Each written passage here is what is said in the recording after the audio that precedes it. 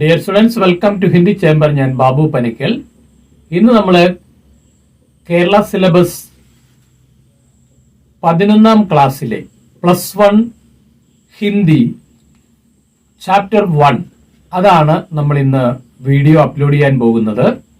നിങ്ങൾക്കറിയാം, +1 Hindi text book മാറിയിട്ടുണ്ട്. അതില് ആദ്യത്തെ ചാപ്റ്ററാണ് നമ്മൾ പുതിയ സിലബസിലുള്ള പുതിയ ചാപ്റ്ററാണ് നമ്മൾ ഇന്ന് അപ്ലോഡ് ചെയ്യാൻ പോകുന്നത്. ഇക്കായി 1ലെ ചാപ്റ്ററുകൾക്ക് കൊടുത്തിരിക്കുന്ന പേര് ഉൽഫത്ത് ഔർ ചാഹത്ത് എന്നാണ്. അതിൽ 3 ലെസണുകളാണ് നമുക്ക് പഠിക്കാനുള്ളത്. ആദ്യത്തേത് ഒരു കവിത, രാംകുമാർ വർമ്മയുടെ കവിത നിർച്ചർ. രണ്ടാമത്തേത് കഹാനി ജാനവി, ലത അഗർവാളിൻ്റെത്. മൂന്നാമത്തേത് ഒരു വ്യംഗ്യലേഖനമാണ്, ഹരി മൃദുലിന്റെ അതിഥി കബ് ബദിയാവോഗി എന്ന് പറയുന്ന 3 ചാപ്റ്ററുകളാണ് അതിനകത്ത് കൊടുത്തിട്ടുള്ളത്. അപ്പോൾ ഇക്കായി 1ലെ ഉൽഫത്ത് ഔർ ചാഹത്ത് എന്ന ആ ചാപ്റ്ററിലുള്ള 1ാമത്തെ ചാപ്റ്റർ ഒരു കവിതയാണ് രാംകുമാർ വർമ്മയുടെ. ആ കവിതയാണ് നമ്മൾ ഇന്ന് വീഡിയോ അപ്ലോഡ് ചെയ്യാൻ പോകുന്നത്. നമ്മുടെ വീഡിയോ ആദ്യമായിട്ട് കാണുകയാണെങ്കിൽ നമ്മുടെ വീഡിയോയുടെ ഒരു പ്രത്യേകത, എല്ലാ വേർഡുകളുടെയും മീനിങ് മലയാളത്തിൽ പറഞ്ഞുകൊണ്ടാണ് നമ്മൾ ക്ലാസ്സുകൾ കൈകാര്യം ചെയ്യുന്നത്. അതുപോലെ തന്നെ നിങ്ങൾ ടെക്സ്റ്റ് ബുക്ക് ഓപ്പൺ ചെയ്ത് വെക്കണം. കയ്യിൽ ഇതുപോലെ ഒരു പെൻസില് കരുതണം. അറിയാൻ വയ്യാത്ത വേർഡുകളുടെ മീനിങ് പറയുമ്പോൾ അണ്ടർലൈൻ ചെയ്തിട്ട് മുകളിൽ എഴുതിയെടുക്കുക. നമുക്ക് ഇക്കായി 1 ആദ്യം നോക്കാം. അപ്പോൾ +1ലെ പുതിയ ഹിന്ദി ടെക്സ്റ്റ് ബുക്കിലെ ആദ്യത്തെ ചാപ്റ്റർ ആണ് ഇക്കായി 1 ഉൽഫത്ത് ഔർ ചാഹത്ത്. ഉൽഫത്ത് ഔർ ചാഹത്ത് എന്ന് പറഞ്ഞാൽ എന്താണ് അർത്ഥം? ഉൽഫത്ത് എന്ന് പറഞ്ഞാൽ സ്നേഹം എന്നാണ്. ചാഹത്ത് എന്ന് പറഞ്ഞു കഴിഞ്ഞാൽ ആഗ്രഹം. അപ്പോൾ ഇംഗ്ലീഷിലാണെങ്കിൽ പാഷൻ ഔർ ഡിസയർ എന്ന് നമുക്ക് പറയാം. പാഷൻ ഔർ ഡിസയർ. അപ്പോൾ ഉൽഫത്ത് ഔർ ചാഹത്ത്, അതിൽ അവിടെ ഒരു 4 വരി കൊടുത്തിട്ടുണ്ട്. നമുക്കത് നോക്കാം.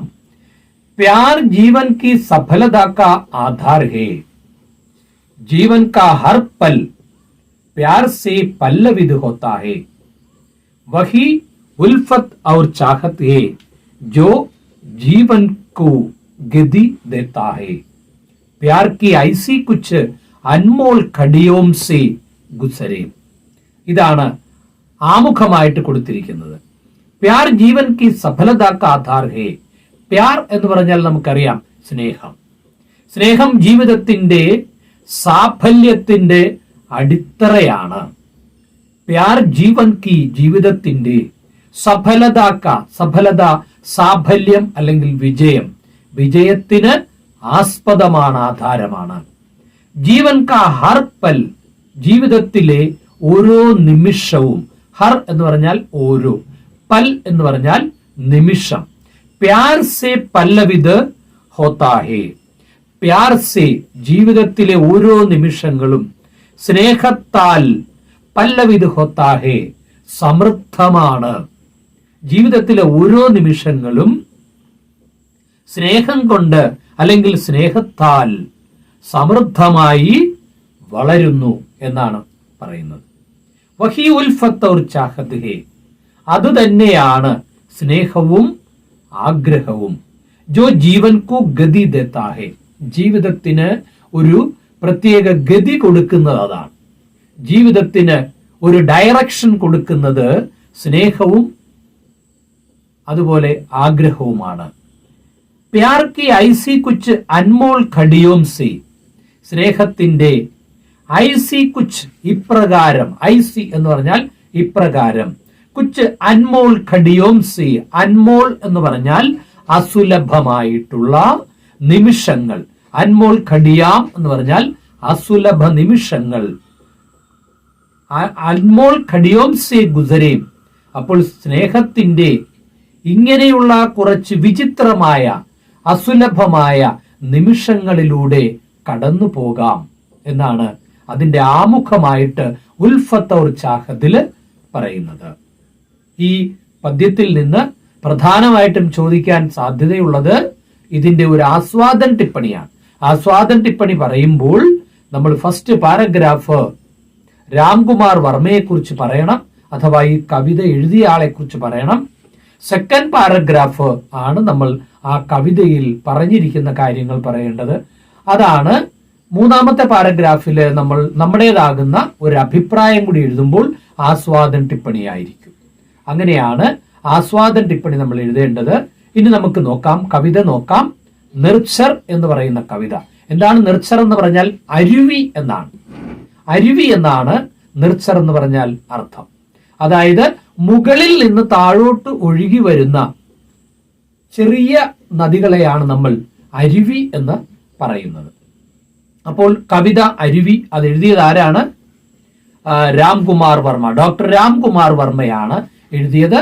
1905 അദ്ദേഹം ജനിച്ചു. മധ്യപ്രദേശിലെ സാഗർ എന്ന് പറയുന്ന സ്ഥലത്താണ് അദ്ദേഹം ജനിച്ചത്. അഞ്ജലി, ഹിമഹാസ്, നിശീത് ഇതൊക്കെയാണ് അദ്ദേഹത്തിന്റെ പ്രധാനപ്പെട്ട രചനകൾ. അദ്ദേഹത്തിന് പത്മഭൂഷൺ, ദേവ പുരസ്കാർ ഇതെല്ലാം അദ്ദേഹത്തിന് കിട്ടിയിട്ടുണ്ട്. അദ്ദേഹം ഇപ്പോൾ ജീവിച്ചിരിപ്പില്ല. 1990 അദ്ദേഹം നമ്മളെല്ലാവരെയും വിട്ടുപിരിഞ്ഞ് പോവുകയും ചെയ്തു. പക്ഷേ അദ്ദേഹത്തിന്റെ വിലപ്പെട്ട ഒത്തിരി രചനകൾ നമ്മൾക്ക് അദ്ദേഹം ഏൽപ്പിച്ചിട്ടാണ് പോയിരിക്കുന്നത്. രാംകുമാർ വർമ്മയുടെ വളരെ പ്രസിദ്ധവും വളരെ സിമ്പിളുമായിട്ടുള്ള ഒരു കവിതയാണ് നമുക്ക് പഠിക്കാനുള്ള നിർച്ചർ എന്ന് പറയുന്നത്. ഈ നിർച്ചർ എന്ന് പറയുന്ന കവിത ഇതൊരു ഛായാവാദി കവിതയാണ്. ഇതിന് ഒരു പ്രത്യേകത എന്ന് പറഞ്ഞാൽ ഇത് അരുവിയാണെങ്കിലും ഇതിന് ഒരു മാനുഷിക പരിവേഷം കൊടുത്തിട്ടുണ്ട് കവി. അതാണ് ഏറ്റവും പ്രത്യേകത. ഇനി നമുക്ക് ആ ടെക്സ്റ്റ് ബുക്കിന്റെ ആദ്യം കൊടുത്തിരിക്കുന്ന ഒരു വരി നോക്കാം. ദിൽ മിലൻ ചാഹത്താ ഹേ ചുനൗത്തി രാഹു ബൻ ജാത്തി ഹേ സുനേം ചുനൗത്തി ഭര ഏക് സഫർ. ദിൽ മിലൻ ചാഹത്താ ഹേ, ഹൃദയങ്ങൾ കൂടിച്ചേരാൻ ആഗ്രഹിക്കുന്നു. ദിൽ എന്ന് പറഞ്ഞാൽ മനസ്സ്, ഹൃദയം കൂടിച്ചേരാൻ ആഗ്രഹിക്കുമ്പോൾ ചുനൗത്തി രാഹ് ബൻ ജാത്തി ഹേ. ചുനൗത്തി എന്ന് പറഞ്ഞാൽ വെല്ലുവിളികൾ. സ്നേഹത്തോടുകൂടി സ്നേഹം ഉള്ളവർ തമ്മിൽ കൂടി ചേരുവാൻ ആഗ്രഹിക്കുമ്പോൾ അവരുടെ ഇടയിൽ വെല്ലുവിളികൾ തടസ്സങ്ങളായിട്ട് വന്നു ചേരാറുണ്ട്. സുനേം ചുനൗത്തി ബരായേക്ക് സഫർ. വെല്ലുവിളികളുള്ള ഒരു അഥവാ വെല്ലുവിളികൾ നിറഞ്ഞ ഒരു യാത്ര, അത് നമുക്ക് കേൾക്കാം. സഫർ എന്ന് പറഞ്ഞാൽ ഒരു യാത്ര എന്നാണ്. കവിത നിർച്ചർ, കവി രാംകുമാർ വർമ്മ. നോക്കാം, എല്ലാവരും ടെക്സ്റ്റ് ബുക്ക് ഓപ്പൺ ചെയ്ത് വയ്ക്കുക. ഓരോ വരി വായിച്ച് മലയാളത്തിൽ പറയുമ്പോഴും നിങ്ങളുടെ ശ്രദ്ധ ആ വരികളിലൂടെ ആയിരിക്കണം. अरे निर्जन वन के निर्मल निर्चर इस एकांत प्रांत प्रांगण में किसे सुनाते സുമധുര സ്വർ. ഇവിടെ പർവ്വതത്തിന്റെ മുകളിൽ നിന്ന് ഒരു അരുവി താഴോട്ട് ഒഴുകി വരികയാണ്. ഇവിടെ അരുവിക്ക് ഒരു മാനുഷിക പരിവേഷം കൊടുത്തിട്ടുണ്ട്, ഒരു പുരുഷ വേഷം കൊടുത്തിട്ടുണ്ട്. ആ പുരുഷനാകുന്ന അരുവി തൻ്റെ പ്രേമിയെ അന്വേഷിച്ച് താഴേക്ക് ഇറങ്ങി വരികയാണ്. എന്തായാലും തൻ്റെ ഇഷ്ടപ്പെട്ടവളെ കണ്ടുപിടിച്ചേ മതിയാകൂ. അതിന് എന്തെല്ലാം തടസ്സങ്ങൾ നേരിട്ടാലും ആ തടസ്സങ്ങളൊന്നും പ്രശ്നമേ അല്ല എന്ന് വിചാരിച്ചുകൊണ്ടാണ് ഇവിടെ നിർച്ചർ താഴോട്ട് വരുന്നത്.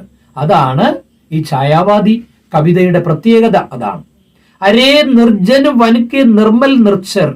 കവി ചോദിക്കുകയാണ്, അല്ലയോ വിജനമായ വനത്തിലെ നിർമ്മലമായ അരുവി, ഈ വിജനമായ വനത്തിലൂടെ ഒഴുകി വരുന്ന നിർമ്മലമായ പരിശുദ്ധമായ അല്ലയോ അരുവി, ഇസ് ഏകാന്ത് പ്രാന്ത് പ്രാങ്കൺ മീം. പ്രാന്ത് പ്രാങ്കൺ എന്ന് പറഞ്ഞാൽ പ്രദേശം. ഇസ് ഏകാന്ത് പ്രാന്ത് പ്രാങ്കൺ മീം.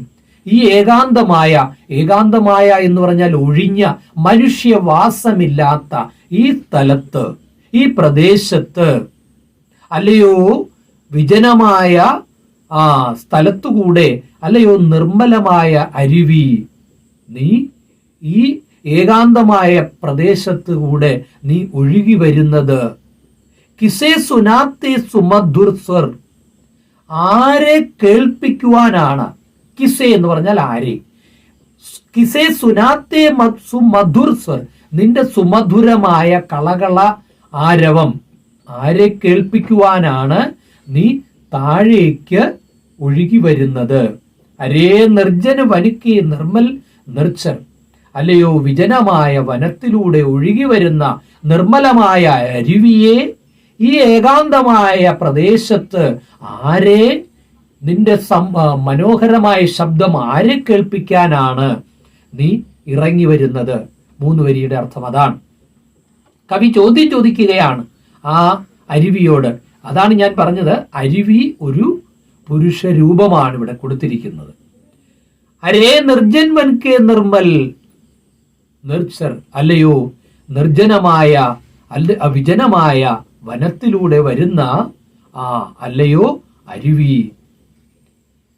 അപ്പനാ ഊഞ്ചാ സ്ഥാൻ ത്യാഗക്കർ, നിന്റെ അത്യുന്നതമായ സ്ഥലം ഉപേക്ഷിച്ചിട്ട്, അഥവാ നീ പർവ്വത പ്രദേശത്ത് നിന്ന് വരികയാണ്, ആ ഉന്നതമായ പർവ്വതത്തിന്റെ ശിഖര ഉപേക്ഷിച്ചിട്ട്, ക്യോം കർത്തേഹോ അധപ്പതൻ, ക്യോം അധപ്പതൻ കർത്തേഹു, എന്തുകൊണ്ടാണ് നീ താഴേക്ക് അധപ്പതിച്ചു വരുന്നത്?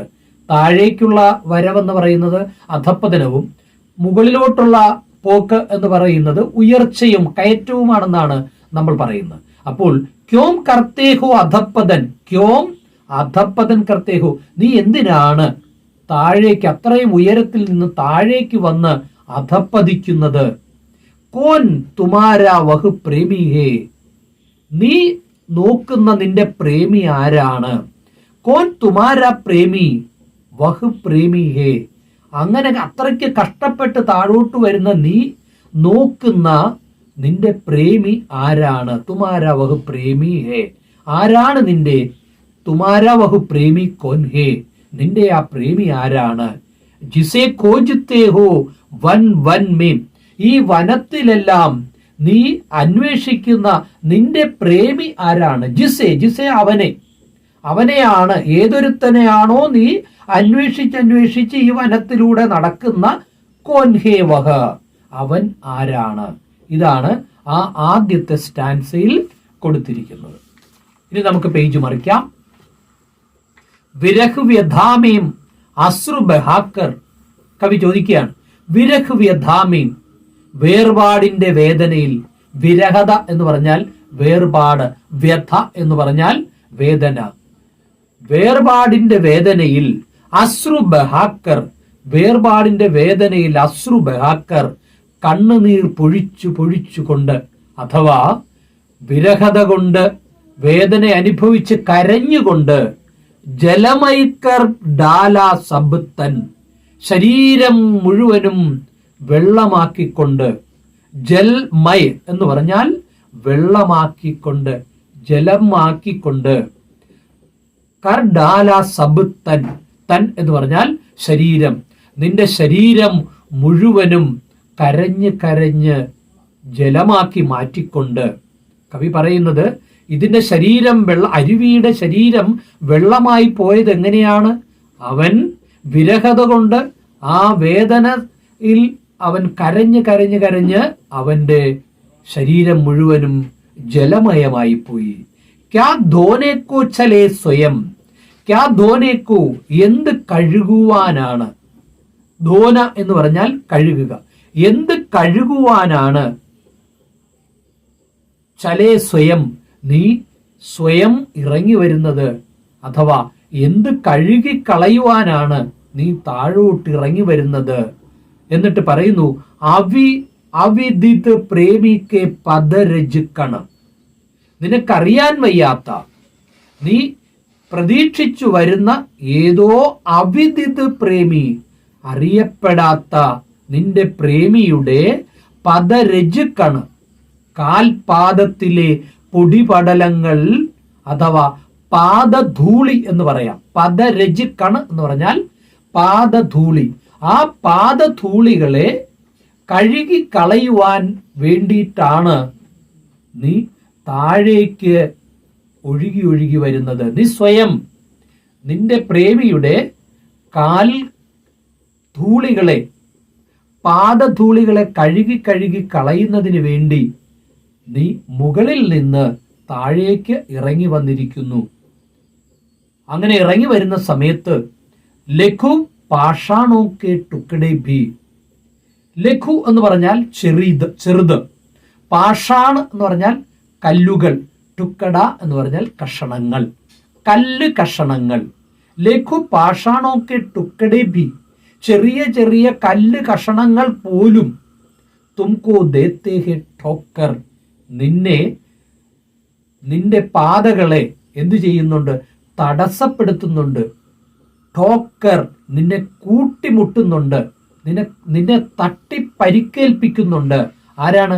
ലഘു പാഷാണോ കെ ടുക്കഡേ ഭി, ചെറിയ കഷ്ണങ്ങൾ, കല്ല് കഷ്ണങ്ങൾ നിന്റെ പ്രവാഹത്തിൽ നിന്നെ ബ്ലോക്ക് ചെയ്ത് നിർത്തി നിന്നെ വേദനിപ്പിച്ചുകൊണ്ടിരിക്കുന്നു.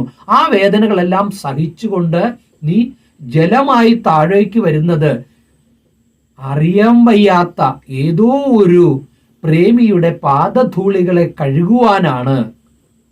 ക്ഷണഭർഹി അവിജൽ ഹോക്കർ, ക്ഷണഭർഹി ഒരു നിമിഷമെങ്കിലും, അവിജൽ ഹോക്കർ നീ അവിചലമായി പോകുന്നു.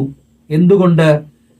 ലഘു പാഷാണോ കെ ടുക്കഡേ കെ ഠോക്കർ കെ കാരൻ, ചെറിയ കൽക്കഷണങ്ങളുടെ ബ്ലോക്ക് കൊണ്ട് അല്പസമയമെങ്കിലും നീ അവിചലമായി പോകുന്നു, നീ നിശ്ചലമായി പോകുന്നു, അനങ്ങാതെ നിന്നു പോകുന്നു. ഒരു നിമിഷം. കമ്പിത് ഹോത്തേ ഹോ ഗതി ഖോക്കർ, കമ്പിത് ഹോത്തേ, അപ്പോൾ നിന്റെ കമ്പിത് ഹോത്തേ ഹോ ഗതി ഖോക്കർ, ഒരു നിമിഷം ആ ചെറിയ കല്ലിന്റെ തടസ്സം വരുമ്പോൾ ഒരു നിമിഷം വിറച്ചുകൊണ്ട് നിന്റെ മുന്നോട്ടുള്ള ആ പ്രയാണത്തിന് ചെറിയ ഒരു ചലനമുണ്ടാകും, ചെറിയ ഒരു ബ്ലോക്ക് സംഭവിക്കും. കമ്പിത് ഹോത്തേ ഹോ ഗതി ഖോക്കർ, ഗതി ഖോക്കർ, നിന്റെ ആ ഗതി അല്പം നേരം നഷ്ടപ്പെട്ടിട്ട് എന്ത് ചെയ്യും? ആ കല്ല് കഷ്ണങ്ങൾ വിചാരിച്ചിട്ട് ഒരു നിമിഷം നിന്നെ ഒന്ന് തടസ്സപ്പെടുത്താൻ, നിന്റെ പ്രവാഹത്തെ ഒന്ന് ബ്ലോക്ക് ചെയ്യാൻ സാധിക്കും. ലഘു ലഹരോം കെ കമ്പിത് കരുസി, ചെറിയ തിരമാലകളുടെ കമ്പിത് കരുസി, വിറയ്ക്കുന്ന കൈകളാൽ, കർത്തേ ഉത്സുക് ആലിംഗൻ, ആ ചെറിയ തിരമാലകൾ തങ്ങളുടെ വിറയലായിരുന്ന കൈകളോടുകൂടി നിന്നെ ആലിംഗനം ചെയ്യാൻ വേണ്ടി അവരുത്സുകരായിട്ട് നിൽക്കുന്നു. കോൻ തുമേം പഥ് ബദലാത്താ ഹേ, കോൻ തുമേം പഥ് ബദലാത്താ ഹേ, ആരാണ് നിനക്ക് വഴി പറഞ്ഞു തന്നത്? പഥ് എന്ന് പറഞ്ഞാൽ വഴി, ബദലാത്താ ഹേ എന്ന് പറഞ്ഞാൽ പറഞ്ഞു തന്നത്. ആരാണ് നിന്റെ പാത നിനക്ക് കാണിച്ചു തന്നത്? കോൻ ഖടേ ഹേ സബ് തരു ഗൺ, മൗന ഖടേ ഹേ സബ് തരു ഗൺ, ആ സമയത്ത് നിന്റെ പ്രവാഹത്തിന്റെ ഇരു കരകളിലും മരങ്ങളൊക്കെ മൗനമായിട്ട് നിൽക്കുന്നു. ഈ സമയത്ത് ആരാണ് നിനക്ക് ഈ വഴി പറഞ്ഞു തരുന്നത്? അവിചൽ ഛൽ, ജൽ കാ ഛൽ ഛൽ, അവിചൽ ഛൽ, ഛൽ ഛൽ എന്ന ശബ്ദം ഉണ്ടാക്കിക്കൊണ്ട് അവിചൽ ഛൽ, നീ നിന്റെ ആ ഡയറക്ഷനിലൂടെ പോയിക്കൊണ്ടിരിക്കുക. കവി പറയാം, ഇത്രയുമെല്ലാം കേട്ടു, അരുവി ഇറങ്ങി വരുന്നു. ആ അരുവി ആരെയോ കാണാൻ വേണ്ടി വരുന്നു, തൻ്റെ പ്രേമിയെ കാണാൻ വേണ്ടി വരുന്നു. കവി ഒരുപാട് ചോദ്യങ്ങൾ അങ്ങോട്ടങ്ങോട്ട് ചോദിച്ചു, ഒന്നിനും മറുപടി പറഞ്ഞില്ല. അങ്ങനെ മറുപടി പറയാതെ വന്നപ്പോൾ കവി ഒരു കൺക്ലൂഷനിൽ എത്തിച്ചേരുകയാണ്. ആ അരുവിയോടായിട്ട് കവിയുടെ ഒരു അഭിപ്രായം പറയാൻ, അവിചൽ ജൽ കാ ഛൽ ഛൽ, ജലത്തിന്റെ അഥവാ അരുവി നീ ഛല ഛൽ ഛൽ ഛൽ എന്ന ശബ്ദമുണ്ടാക്കിക്കൊണ്ട്, മനോഹരമായ ശബ്ദമുണ്ടാക്കിക്കൊണ്ട് നീ മുന്നേറിക്കൊണ്ടേയിരിക്കുക. ഗിരി പർ ഗിരി കർ കൽ കൽ സ്വർ, ഗിരി പർ ഗിരി ഗിരി, പർവ്വതത്തിന്റെ മുകളിൽ നിന്ന് താഴേക്ക് വീണ് വീണ് വീണ് താഴേക്ക് ബുദ്ധിമുട്ടുകൾ സഹിച്ച് നീ താഴേക്ക് വന്ന് എങ്ങനെയാ വരുന്നത്? കളകളസു, നാദം മുഴക്കിക്കൊണ്ട് നീ താഴേക്ക് ഇറങ്ങി വരുമ്പോൾ നീ നിന്റേതാകുന്ന വഴിയിലൂടെ എന്തെല്ലാം തടസ്സങ്ങളുണ്ടെങ്കിലും നിന്റേതാകുന്ന പാതയിലൂടെ നീ പോവുക. പൽ പൽമേം പ്രേമിക്കെ മന്മേം ഗൂഞ്ചേ ഓ വിരഹി നിർച്ചർ. പൽ പൽമേം ഓരോ നിമിഷത്തിലും പ്രേമിക്കെ മന്മേം ആ പ്രേമിയുടെ മനസ്സിൽ നീ കളകളാരവം മുഴക്കി മുഴക്കിക്കൊണ്ട് എല്ലാ തരത്തിലുള്ള പ്രതിബന്ധങ്ങളെയും തടഞ്ഞുകൊണ്ട് ഒഴിവാക്കിക്കൊണ്ട് തടസ്സപ്പെടുത്തിക്കൊണ്ട് എല്ലാ തരത്തിലുള്ള പ്രതിബന്ധങ്ങളെയും നീ തരണം ചെയ്തുകൊണ്ട് ഓരോ നിമിഷവും നീ നിന്റെ പ്രേമിയുടെ മനസ്സിൽ ഗൂഞ്ചേ ഓ വിരഹി നിർച്ചർ മുഴങ്ങി കേൾക്കട്ടെ അല്ലയോ വിരഹി അല്ലയോ വിരഹവേദന അനുഭവിക്കുന്ന അരുവി. ഇതാണ് ആ നിർച്ചർ എന്ന് പറയുന്ന വളരെ മനോഹരമായ ആ കവിത. ഇതാണ് നമ്മുടെ ഡോക്ടർ രാംകുമാർ വർമ്മയുടെ നിർച്ചർ എന്നുള്ള കവിത. ആ കവിതയുടെ അടിഭാഗത്തായിട്ട് താഴെയായിട്ട് ഏക്ക് ഛലക് എന്ന് പറഞ്ഞ് ഒരു ഭാഗം കൂടെ കൊടുത്തിട്ടുണ്ട്. ഏക്ക് ഛലക് എന്ന് പറഞ്ഞാൽ ഒരു നോട്ടം. എന്താണ്? പ്രേം ഔർ വിരഹ് കാ മാർമിക ചിത്രൻ ഛായാവാദി കവിത കാ സൗന്ദര്യ ഹേ. ഛായാവാദി കവിതയുടെ ഒരു പ്രത്യേകതയാണ് സ്നേഹവും വിരഹതയുടെയും മർമ്മപ്രധാനമായ ചിത്രം. അത് ഛായാവാദി കവിതയുടെ ഒരു പ്രത്യേകതയാണ്. ഛായാവാദി കവിതയ്ക്ക് ഒരു മാനുഷിക രൂപം കൊടുക്കുമ്പോഴാണ് ഇങ്ങനെ എഴുതാൻ സാധിക്കുക. ഛായാവാദമേ വിരഹ് പ്രേം കി കസൗട്ടി ഹേ. ഛായാവാദിൽ വിരഹവേദനയുടെ ഒരു ഉരകല്ല് ഉണ്ട്, ഒരു മാറ്റുരയ്ക്കുന്നുണ്ട്. അന്തർ മൻ കി അനുഭൂതിയോ കോ പ്രകൃതി കെ മാധ്യം സെ.